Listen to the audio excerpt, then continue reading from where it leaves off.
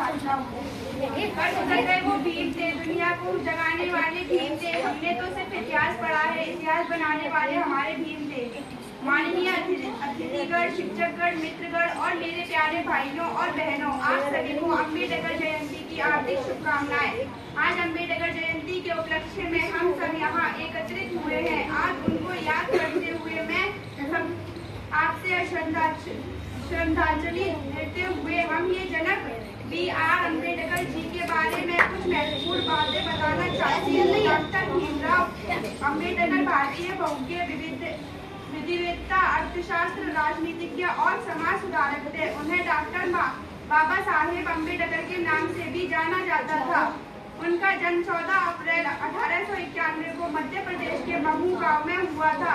उनके पिता का नाम रामजी मालोजी एकपाल और माता का नाम भीमाबाई था।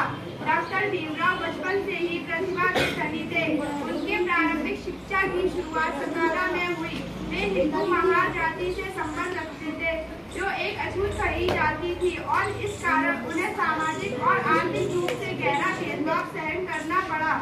उन्होंने अपनी मैट्रिक परीक्षा उत्तीर्ण की और उन्होंने एल्फिंस्टन कॉलेज में प्रवेश किया। इस स्तर पर शिक्षा प्राप्त करने वाले अपने समुदाय से वे पहले व्यक्ति थे। उन्होंने बॉम्बे विश्वविद्यालय में अर्थशास्त्र और राजनीतिक विज्ञान में कला स्नातक प्राप्त की। उन्होंने न्यूयॉर्क नगर स्थित कोलंबिया विश्वविद्यालय में स्नातकोत्तर शिक्षा प्राप्त की और लंदन में revolution of provincial finance in British India के लिए अर्थशास्त्र में PhD प्राप्त की।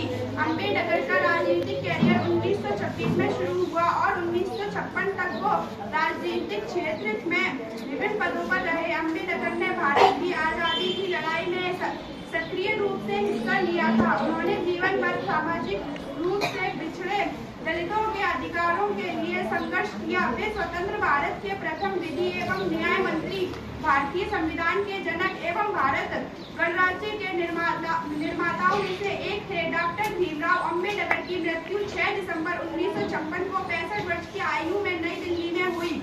डॉक्टर भीमराव के सामाजिक कार्य और लोगों के उत्थान के प्रति उनके इस योगदान के लिए उन्हें भारत में बहुत सम्मान के साथ याद किया जाता है।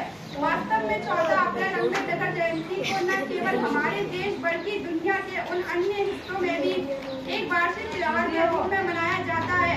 अंत में मैं यही कहना चाहूंगी कि विधान बनाकर भारत का लिखी अद्भुत कहानी है। याद करें उस भीम को, संविधान जिसकी कहानी है।